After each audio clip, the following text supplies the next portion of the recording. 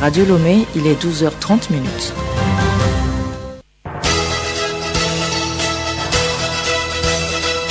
Le journal Yasmine Adoko.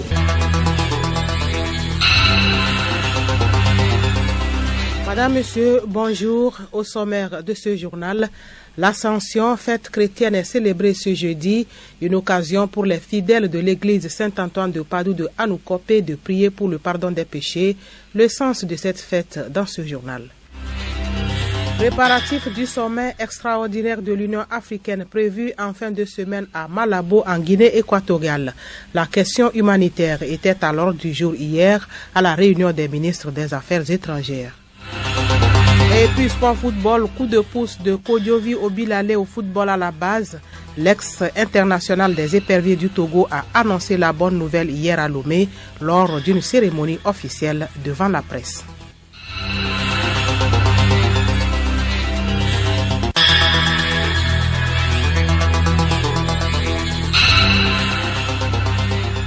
radiolomé.tg.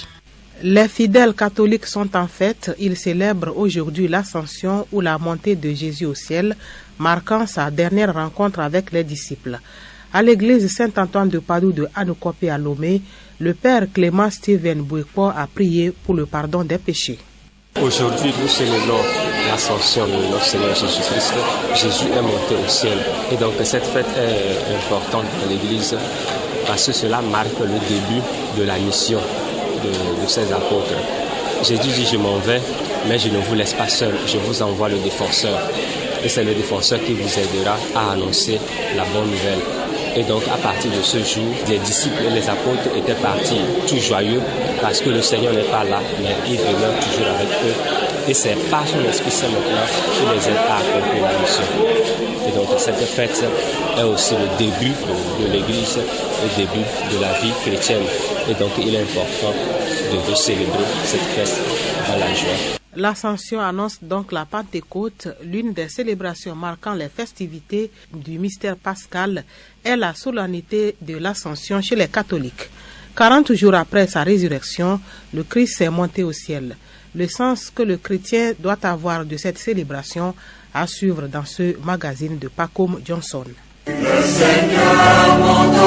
Monter aux cieux, c'est symboliquement rejoindre le domaine divin.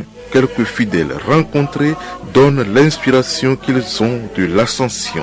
La montée de Jésus au ciel me rassure qu'un jour je serai assis avec Jésus dans le royaume de Dieu. Le chrétien doit être confiant, c'est l'humanité qui est introduite dans la cour céleste.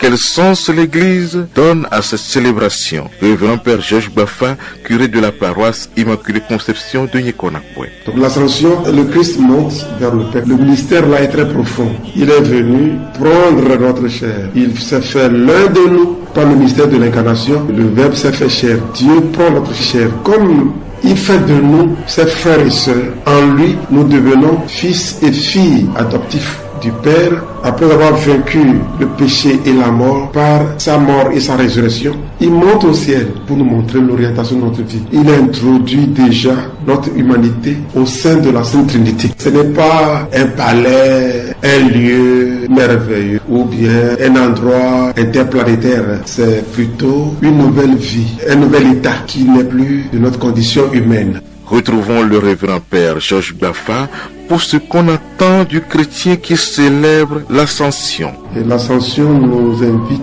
à regarder plus haut. J'aime souvent citer cette phrase philosophique en disant « Le chien de M. Peggy ne contemplera pas le ciel bleu. Le chien n'a pas intérêt à contempler le ciel bleu. C'est l'homme qui s'arrête et qui contemple le ciel bleu. Quand l'homme a pour Dieu son ventre, c'est grave. Et d'abord, il a raté sa vie. Et il fait rater la vie à tous ceux qui le suivent. Cette solennité préfigure pour le chrétien la vie éternelle. Que le Saint-Esprit nous conduise à la vérité tout entière.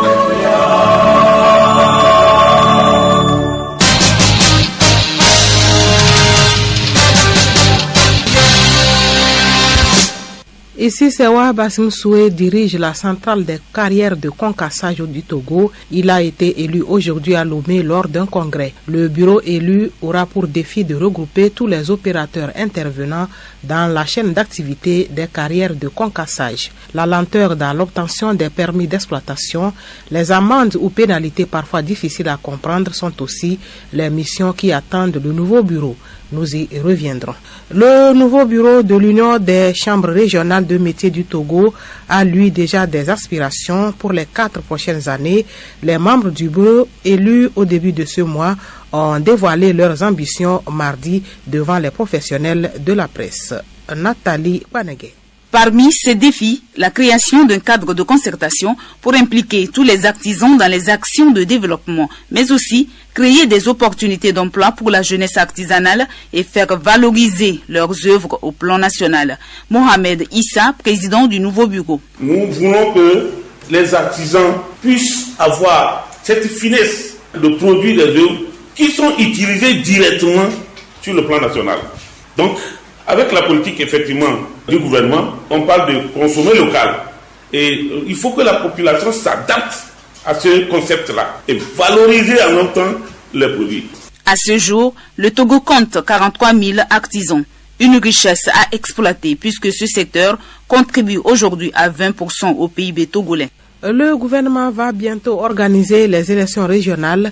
Le ministre en charge de l'administration territoriale et de la décentralisation était mardi à l'Assemblée nationale pour définir les modalités pratiques de ce scrutin. À quoi servent les conseillers régionaux? Cette question a été posée à l'homme de la rue. Moi, je ne saurais répondre. Nous sommes nombreux à être dans le wait-and-see. C'est les dirigeants de ce pays qui savent pourquoi on les élit et qu'est-ce qu'ils vont faire comme tâche pour le bien-être de la population. Ça peut permettre de renforcer un peu la décentralisation qui a été lancée très récemment. Le Togo est le bienvenu dans ce processus d'achèvement de la décentralisation. Après l'homme de la rue, le président du Parti démocratique panafricain PDP, Innocent Kagbara, nous dit ce qu'est une élection régionale.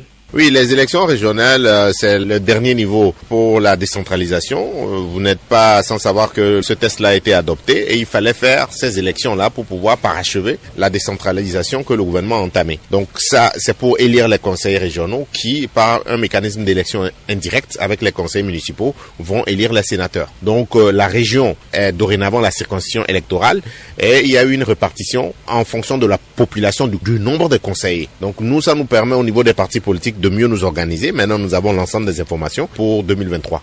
Le président du PDP donne la mission des conseillers régionaux. Le conseil régional, c'est un peu comme le conseil municipal. Elle s'occupe de la région. La région est constituée de plusieurs préfectures. Parce qu'il y a des sujets que vous ne pouvez pas traiter. Vous avez les mêmes sujets, mais vous n'avez pas les moyens. Donc, il faut traiter ça dans un cadre régional. Donc ces sujets aussi, c'est des questions d'éducation, c'est des questions d'infrastructure. Si vous avez un lycée technique que vous devez mettre et que vous ne pouvez pas mettre dans une seule préfecture, donc vous êtes obligé d'associer 2 préfectures. Donc c'est pour ça qu'il faut un conseil régional pour traiter des questions liées à une région. Donc au niveau du Sénat, c'est une autre chambre du Parlement qui va venir en plus de la chambre basse du Parlement qui est l'Assemblée nationale. Les déchets plastiques polluants contiennent des produits qui sont cancérigènes. Le mercure aussi dangereux fait beaucoup de dégâts au sein des populations africaines et sur l'environnement. Face aux impacts très négatifs, il faut promouvoir ce qu'on appelle l'économie circulaire.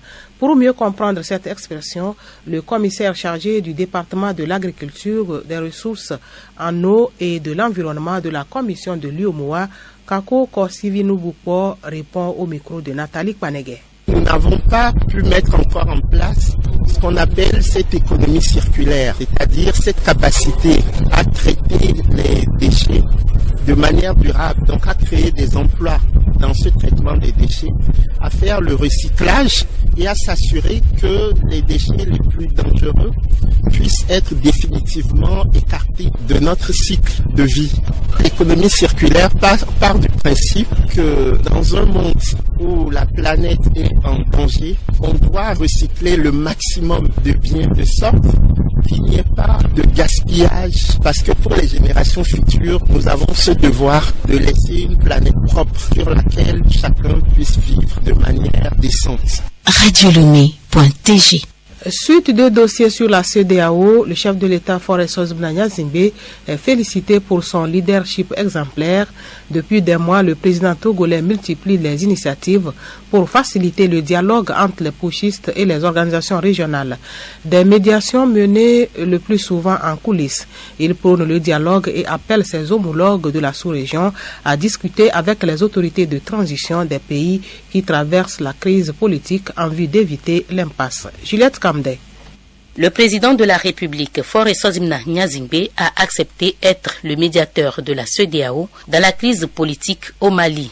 Nous avons, au nom du président de la transition, sollicité le président Faure pour faciliter le dialogue avec les acteurs régionaux et plus largement le dialogue avec l'ensemble de la communauté internationale, avait déclaré Abdoulaye Diop, le ministre des Affaires étrangères du Mali. Pour le président togolais, le problème étant difficile et complexe, personne ne détient la vérité. Il faut donc continuer à se concerter et maintenir le dialogue. Déjà, lorsqu'il présidait l'institution sous-régionale, Faure Sozibna Gnassingbé s'était engagé au service de l'intégration des peuples et de la paix en Afrique de l'Ouest. À peine élu à la tête de la CEDEAO, il avait fait une visite inopinée à la frontière Togo-Ghana à Aplao. D'une organisation à une autre, l'Union africaine qui tient en fin de semaine un sommet extraordinaire à Malabo en Guinée équatoriale. Les ministres des Affaires étrangères examinent depuis hier les déclarations à soumettre au chef d'État Bénédicte Kanda. Tout à fait, entre le retour des coups d'État, notamment en Afrique de l'Ouest, ou encore la montée des menaces djihadistes au Sahel et leur progression vers le golfe de Guinée, les diplomates ont du pain sur la planche.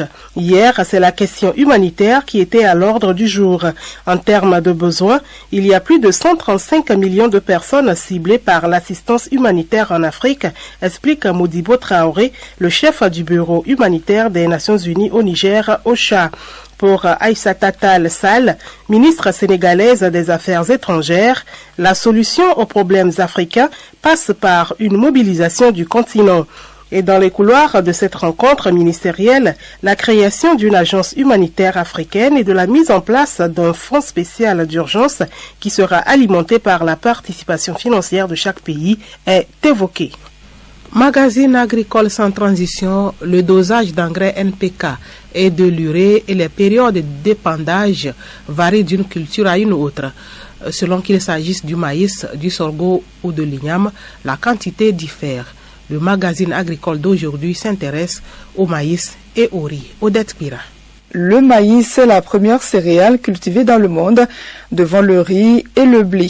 Pour améliorer les rendements, les producteurs utilisent des engrais minéraux, notamment le NPK 1515 et l'urée. Dadio Bagilma, chef division appui à la production végétale à l'ICAT, explique la période et la dose à appliquer au semis. Pour le maïs, l'apport du NPK est de 200 kg à l'hectare, soit 4 sacs de 50 kg qui est apporté 10 à 15 jours après le semis, et ceci dans les poquets. Les poquets sont situés à 5-10 cm du pied du plant, en évitant de mettre l'engrais en contact avec les plants, car ils peuvent être brûlés et en mourir. Pour l'urée, qui dose 46% d'azote, la dose recommandée est de 100 kg à l'hectare, soit 2 sacs de 50 kg, 30 à 45 jours après semis. Également, on peut le mettre en poquet à 5 à 10 cm du plant, mais généralement, ça se fait avant le bionnage. Donc l'urée est déposée sous les plants à 5-10 cm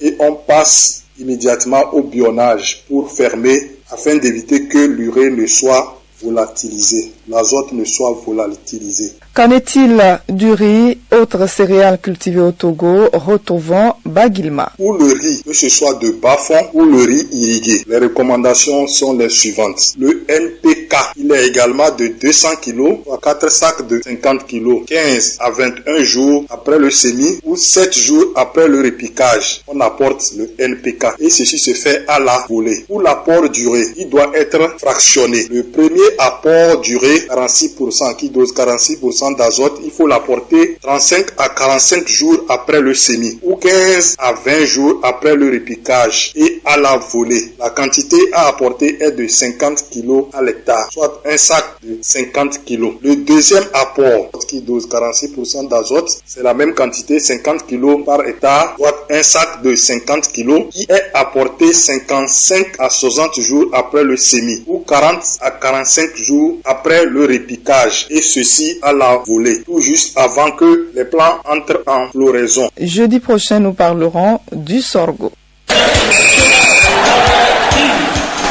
L'ex-goal des éperviers du Togo, Kodjovi Obilale, a officiellement lancé hier à Lomé son tournoi pour la relève, un tournoi d'envergure nationale. Milek Agboko. L'ex-international des éperviers du Togo, Obilale Kodjovi, vole au secours des académies de football et lance un tournoi dénommé Tournoi Obilale pour la relève. Cette compétition est réservée aux académies de football avec des joueurs de moins de 15 ans. Kodjovi Obilale. Déjà, on va détecter les joueurs. On aura beaucoup de professionnels. Mais l'objectif, c'est pas que les jeunes y finissent professionnels, mais l'essentiel, c'est de sortir en tant qu'homme pour demain. Faire bouillir la marmite. Parce que si on les inculque à tout le temps être professionnels, tout le monde ne peut pas être professionnel. La preuve, il y en a, ils sont des bons joueurs, mais ils n'ont pas réussi. Depuis lundi, la bande de Paolo Duarte est en stage à Kégué, à Lomé. Les entraînements se multiplient avec l'effectif presque au grand complet. La génération de Paolo Duarte ne demande qu'une seule chose au public, remplir le stade de Kégué comme un œuf cuit. Fluidaïté invite le public. De venir le plus nombreux possible et d'être derrière nous. On sait comment le Togo est fort quand le public est là et on aura besoin de ces forces-là pour tout donner et gagner les matchs qui vont arriver. On a besoin de participer à cette Coupe d'Afrique. Ça fait tellement longtemps que le Togo n'a pas eu cette participation. On va tout faire pour l'obtenir. Eloge Plaka Fessou Mémé rassure tout le monde. Il n'y a pas de peur, d'autant plus que depuis fort longtemps, on aura un grand public avec nous. Et voilà, ce public, il attend beaucoup de nous.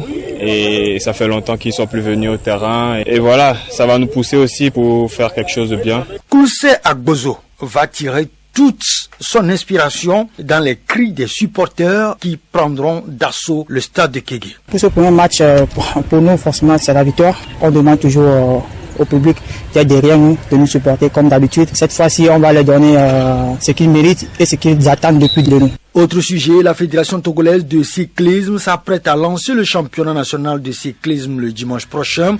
Heure de départ, 8h au terrain du lycée d'Agoué via rond-point de Lyon, virage vers le terrain lycée Agoué, soit une distance de 6 km x 25 tours. Bref, 150 km à parcourir.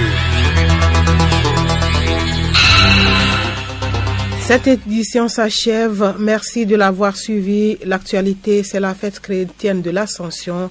Bonne fête à toutes et à tous.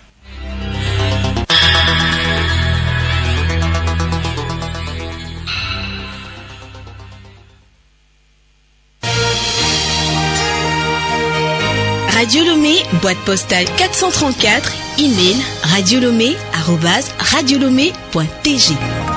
Radio Lomé.tg